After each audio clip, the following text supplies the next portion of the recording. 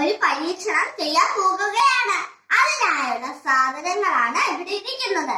2 ഗ്ലാസ്സിൽ വെള്ളം, ഇച്ചിരി ഉപ്പ്, 2 നാരങ്ങ. ഇത് നമുക്ക് പരീക്ഷണം തുടങ്ങാം.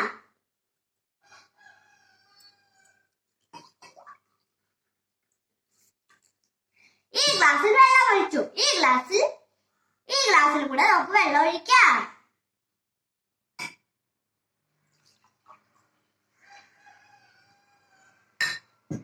ശകലം ഉപ്പിടാം.